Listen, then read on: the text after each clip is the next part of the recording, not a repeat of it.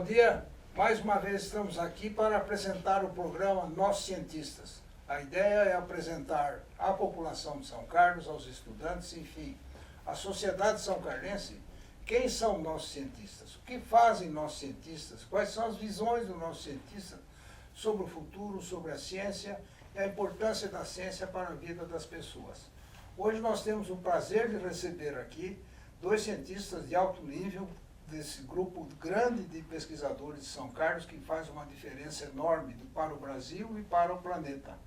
Nós temos aqui hoje o professor Tito Bonagamba, que é professor titular da Universidade de São Paulo, Instituto de Física, pró-reitor de inovação em São Carlos da Universidade de São Paulo, e vai nos brindar com a sua visão da ciência, com a sua história e com a sua perspectiva futura da ciência. Professor, muito obrigado pela presença e pela sua disposição em vir a esse programa.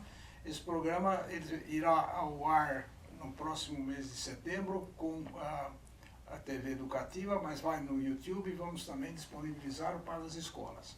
O senhor podia começar, por favor, contando um pouco sobre sua carreira, sobre a sua vida científica e sobre o que faz seu instituto, para que depois nós passamos a outras fases da apresentação. Por favor, fique à vontade. Muito obrigado pela presença. Muito obrigado, professor Tondizzi. Em primeiro lugar, quero agradecer a honra de estar sendo entrevistado pelo professor Tondizzi, que faz parte da história da ciência brasileira como um todo, num esforço de vida longa, na efetividade do trabalho que traz para São Carlos impactos muito importantes. Eu sou de Ribeirão Preto, professor, e nasci na Vila Tibério, um bairro bastante popular, de muitos imigrantes, e que estava sempre perto da Universidade de São Paulo. Então a Universidade de São Paulo sempre esteve presente nos nossos sonhos, tanto no que se refere ao campus USP de Ribeirão Preto, quanto na própria projeção da universidade, que muda o caráter do município. Porém, a Vila Tibério ainda é um bairro separado pela via férrea, onde do lado do centro de cidade viviam as pessoas ricas e do lado de cá viviam as pessoas pobres. Eu tenho orgulho de fazer parte desse lado humilde, embora não tenha sido pobre de fato, mas sempre vivendo um ambiente muito popular. Isso foi fundamental para que a gente tivesse, ao longo da carreira, uma percepção de que a ciência ela tem que olhar para a população e para o bem-estar dela como um todo. Muito bem. E como é que o senhor começou a sua carreira em física? Sim. A minha carreira em física, na idade, eu tive um colégio, naquela época, ensino médio, que tive bons professores de física, química e matemática. Isso foi um estímulo muito grande, e com essa perspectiva eu acabei prestando vestibular aqui em São Carlos. Em 78 comecei minha vida aqui, chegando com 17 anos, começando a vida nessa carreira. E por sorte, professor Tondizzi, o Instituto de Física e Química de São Carlos tinha o professor Milton Ferreira de Souza, que hoje recebemos a notícia do falecimento dele. Certamente o meu semblante um pouco triste é por causa desse impacto. Tivemos conviver com o professor Sérgio Mascarenhas, Silvio Goulart, Horácio Panepucci, foram pessoas assim que mostraram que ao longo da minha graduação, que a ciência é mais do que ficar trancado numa sala, mas sim conhecer as necessidades da sociedade e promover, através da ciência básica, como a gente pode transformá-la para que o Brasil tenha um desenvolvimento socioeconômico ambientalmente correto e inclusivo. Eu acho que é importante essa menção que o senhor faz aos seus mentores, né?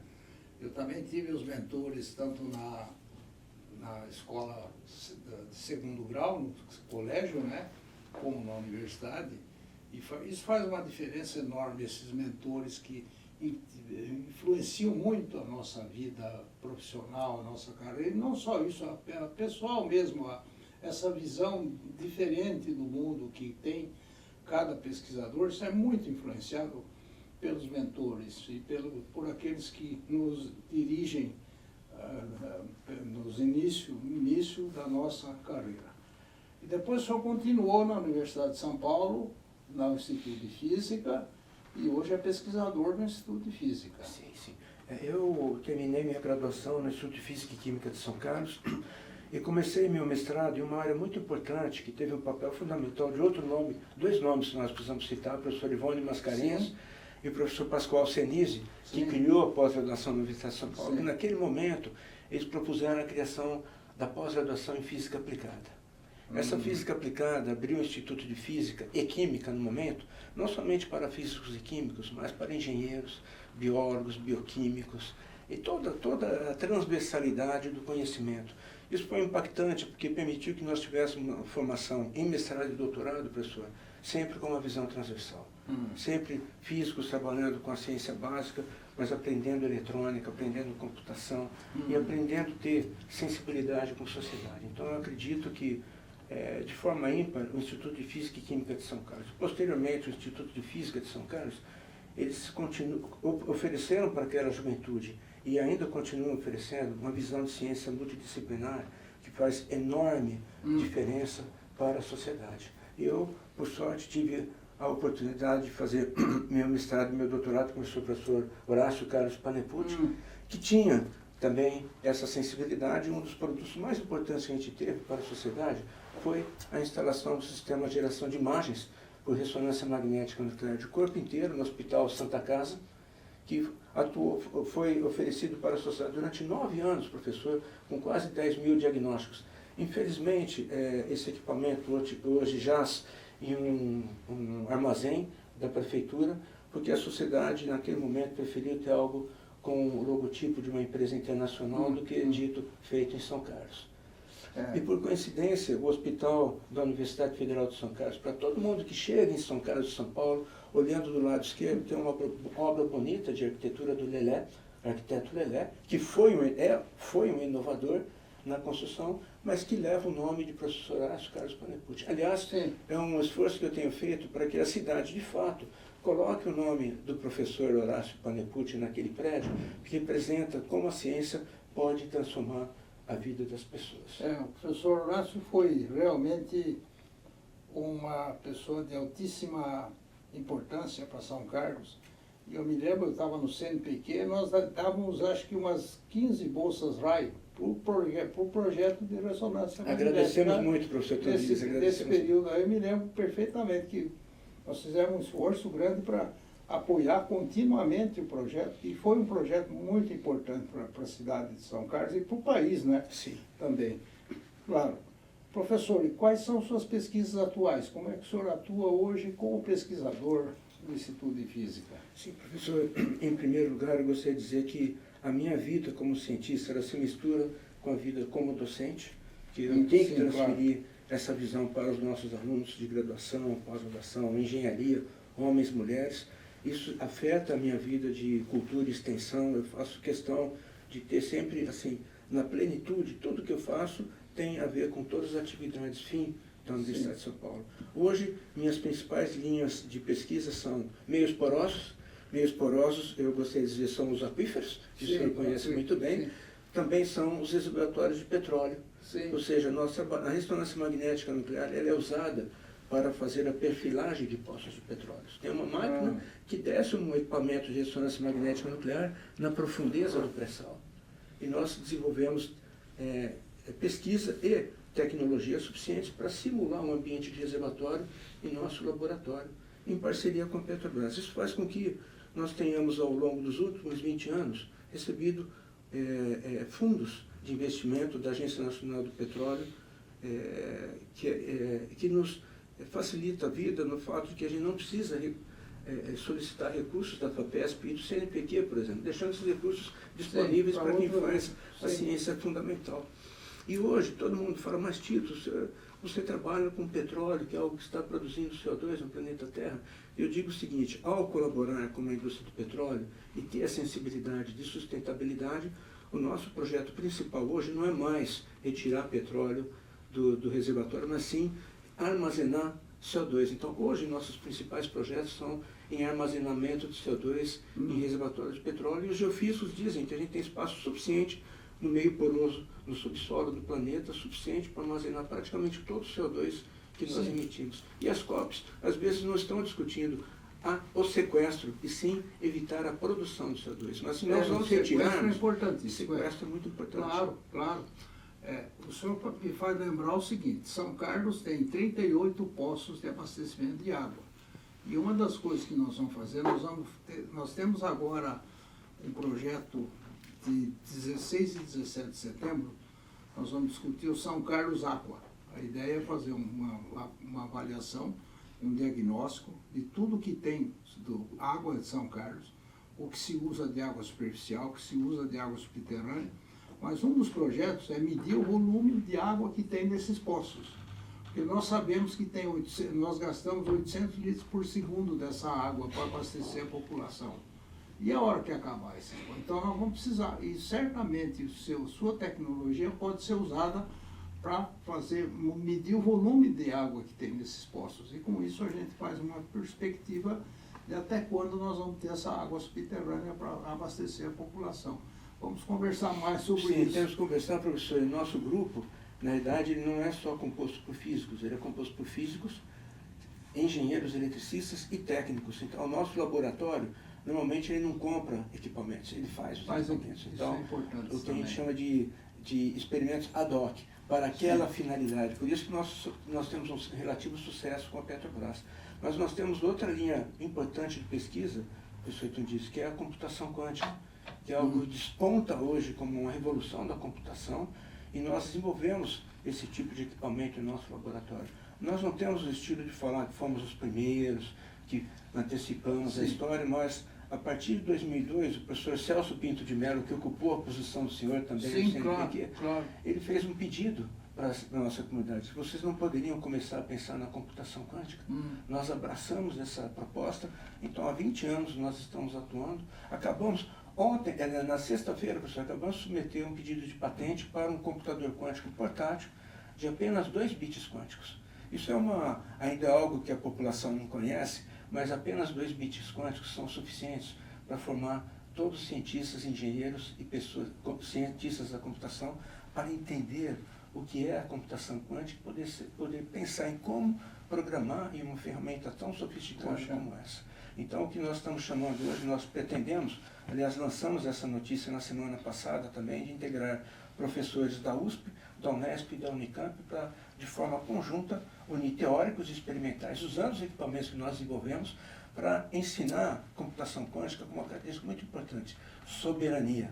Vale mais 2 bits quânticos no bolso do brasileiro do que dezenas ou centenas de uma empresa internacional que talvez impeça a utilização por questões geopolíticas. Claro, sem dúvida nenhuma. Acho que isso mostra a importância do desenvolvimento tecnológico de São Carlos baseado em ciência. Nós temos hoje aqui um aparato de ciência, um conjunto de cientistas e uma tecnologia desenvolvida em São Carlos que é fundamental para o desenvolvimento do país e tem um impacto considerável para a ciência mundial, inclusive. Isso é muito importante.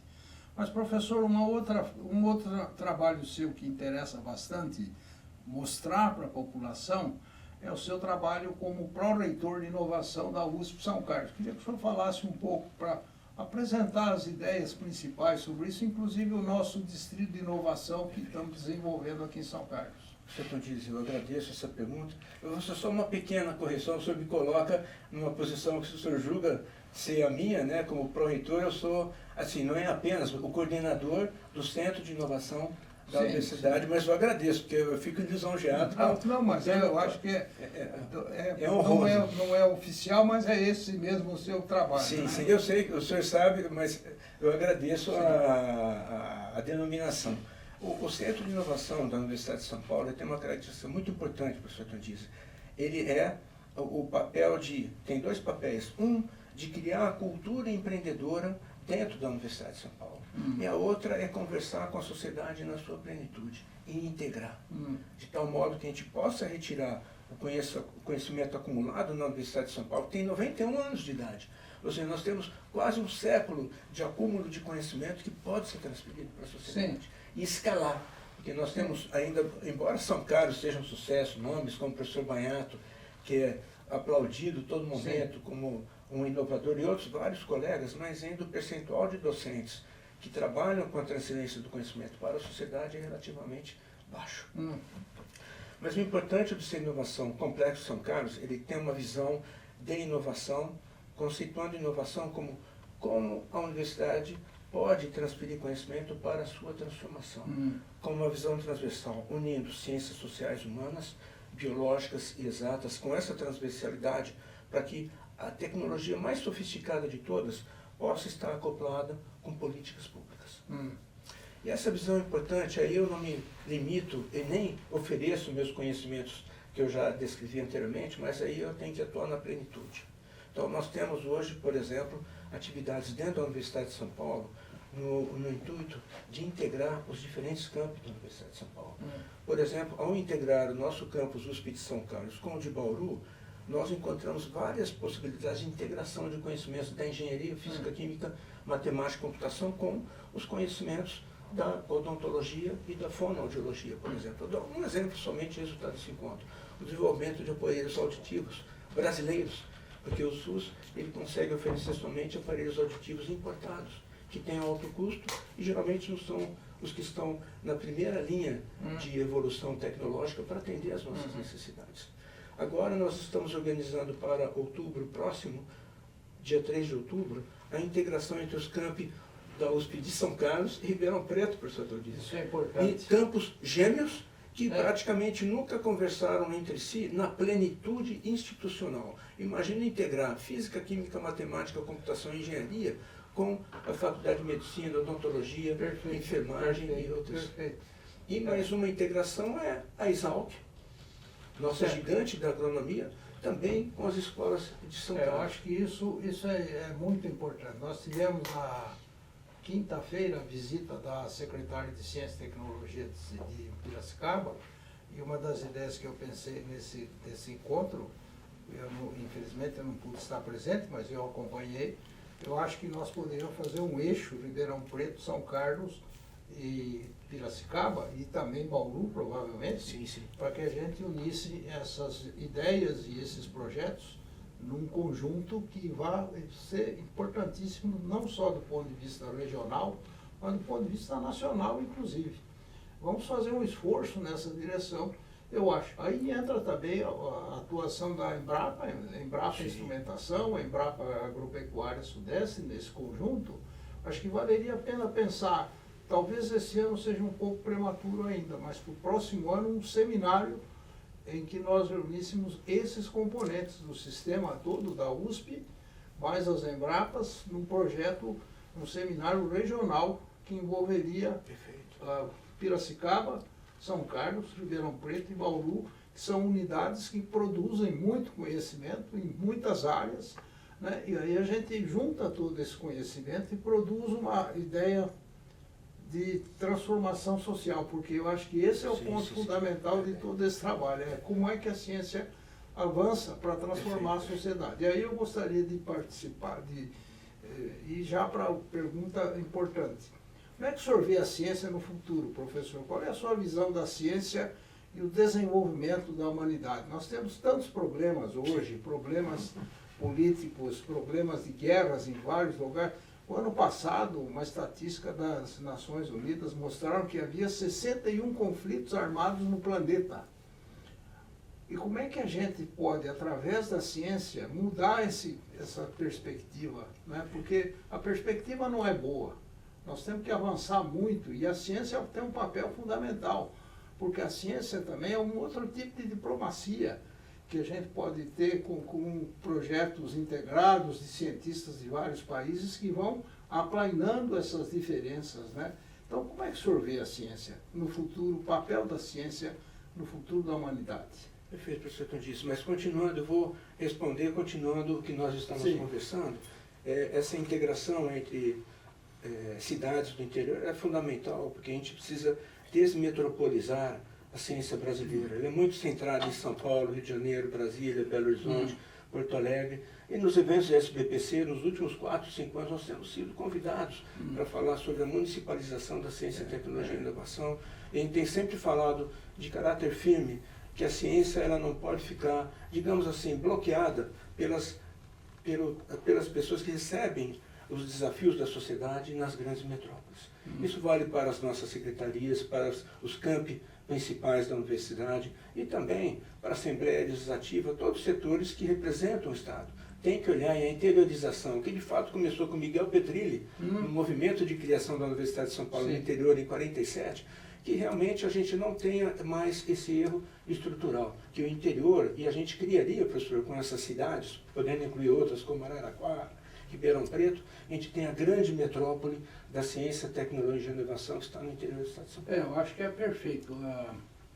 Essa ideia de avançar cada vez mais no modelo de cidade baseado em ciência, tecnologia, inovação e desenvolvimento econômico, centrado nesse processo, é uma ideia que eu tenho trabalhado muito ela, porque faz parte de você desenvolver esses novos conjuntos de conceitos e produção de conhecimento, integração e inovação.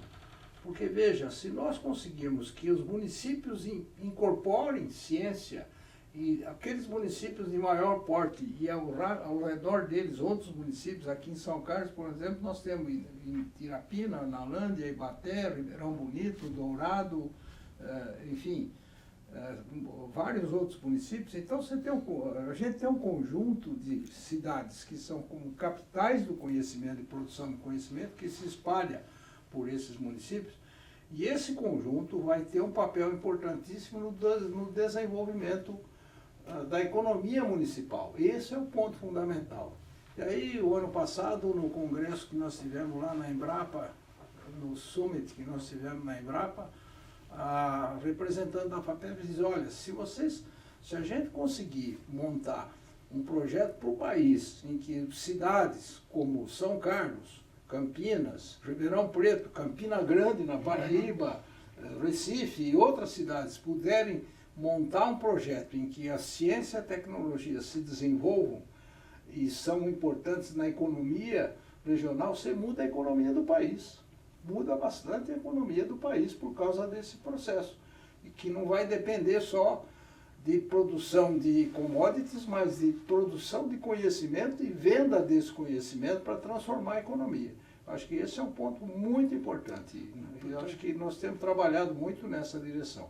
Mas, professor, me fala agora para que a gente possa avançar um pouquinho mais no projeto, nessa discussão, o que o senhor acha do Distrito de Inovação de São Carlos? Que eu acho importante uma digressão, uma explanação sobre isso. Professor, pelo fato de coordenar o Centro de Inovação, eu tenho feito um esforço muito grande para conviver com o que está acontecendo em São Paulo, para que a gente possa trazer para cá. Eu tenho participado do processo de construção do Distrito de Inovação de São Paulo. E tendo contato com o diretor de inovação da Secretaria de Ciência, Tecnologia e Inovação do Estado de São Paulo, professor André Aquino, nós percebemos que São Carlos teria a chance de ser um distrito de inovação, não pela estrutura física do espaço, onde em São Paulo tem uma grande integração, mas São Carlos, pelo fato de ter a governança do município, que integra Embrapa Sudeste, Embrapa Instrumentação, Prefeitura, SEBRAE, SENAI, CIESP, toda essa estrutura, que a USP também faz parte, nós trouxemos então, com o apoio da própria Prefeitura, essa visão, introduzindo os diálogos da inovação em São Carlos, para que a gente pudesse realmente estabelecer um distrito, colocando, isso é muito importante, São Carlos, ela se apresenta muito como a capital da tecnologia, capital da inovação, um doutor para cada 100 habitantes, mas a proposta é que a gente saia dessa história que começou sendo construída em homenagem ao professor Milton Ferreira de Souza, que infelizmente faleceu hoje,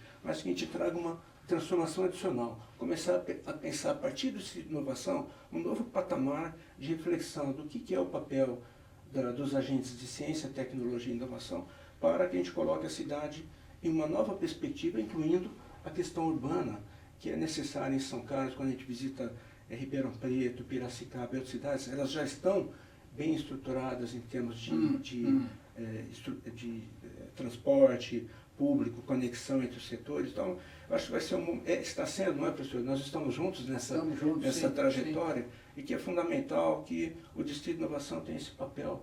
E é importante, professor, isso a gente tem destacado muito em São Paulo, pelo fato de ter somente em São Carlos Embrapa Sudeste, Embrapa Instrumentação, UFSCar e USP, não desmerecendo as outras instituições, mas colocando essas como geradoras de conhecimento, nós temos um papel com uma visão que não tem um foco, como São José dos Campos em aeronáutica, ou Ribeirão Preto como medicina e biologia, ou Piracicaba como agricultura. Nós temos a condição de ser, de fato, transdisciplinar. Essa é a nossa defesa que nós temos feito frente à Secretaria de Ciência, Tecnologia e Inovação. Assim, São Carlos, ela é praticamente a única cidade, que eu diria, do interior até do Brasil, que tem condições de ter uma visão de pesquisa, desenvolvimento e inovação, ou ensino, ciência e inovação, de forma transversal, atendendo todos os desafios de um município, seja ele em São Carlos, ou seja desafios de outras cidades, podendo ser, como temos discutido, professor, exportadores, modelo de, mesmo que outras cidades não tenham 2 universidades e 2 Embrapas, a gente pode, e nós temos nossa prefeitura representando a comunidade total de municípios brasileiros. Então, ou seja, São Carlos tem toda a possibilidade, dentro desse próprio governo, com a visão de distrito sendo montado, mas também olhando a governança do município, que foi construída de forma exemplar, nós temos chance de ser um município de fato que está em outro patamar, não aquele de vender os grandes números, porque a gente já esgotou esse tipo de venda, né? Acho que a gente tem que mostrar outro tipo de recursos. Porque tem uma coisa importante com relação a essa transdisciplinaridade. Quando a gente fala em inovação, não é só inovação tecnológica ou inovação científica, mas a inovação social também. E a integração desse distrito de inovação com o projeto urbanístico da cidade, que é muito importante, porque isso traz um novo processo, né?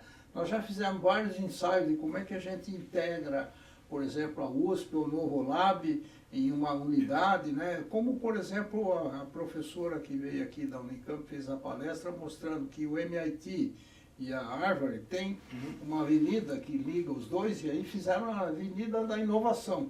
Algo desse tipo nós podemos fazer aqui, e isso, sem dúvida nenhuma, vai estimular, além de uma inovação tecnológica, uma inovação social e econômica também. Então, acho que esse é um projeto que vai avançar bastante. Nós estamos trabalhando muito, agora vai ter a discussão do plano diretor, vamos colocar essa discussão no plano diretor. Já sugeri ao prefeito que faça um comitê gestor para o projeto para o Distrito de Inovação, e nós vamos precisar pensar em outros patamares de organização para poder avançar nessa ideia.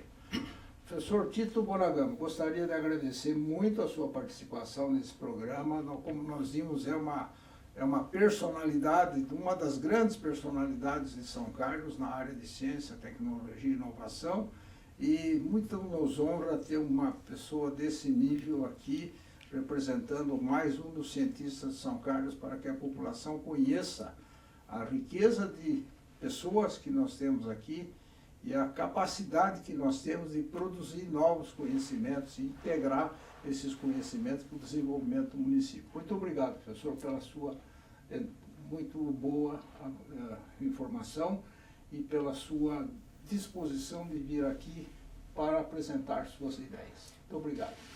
Eu agradeço também essa oportunidade, lembrando que inovação não se limita à tecnologia, mas sim à inovação social, em parceria com a professora Milene, que já foi entrevistada, e também com a visão de arte e também de esporte. Só finalizando, nós estamos agora fechando também, por isso é importante, a partir do CROESP, que é o grupo de reitores da Universidade de São Paulo, da Unesp e da Unicamp, um projeto de inovação esportiva, visando acoplar o conhecimento do mundo esportivo de alto rendimento com o conhecimento gerado nas universidades, sonhando os Jogos Olímpicos e Paralímpicos de 2028 em Los Angeles. Então, agradeço, né, assim, agradeço essa oportunidade para mostrar que a Universidade de São Paulo ela vê o desenvolvimento socioeconômico de forma inclusiva e sustentável em todas as suas frentes, e aqui nós estamos fazendo esse trabalho de forma muito forte, agradecendo a parceria que a gente tem com o professor Tom Dizzi. Muito obrigado. Obrigado, professor. Muito obrigado.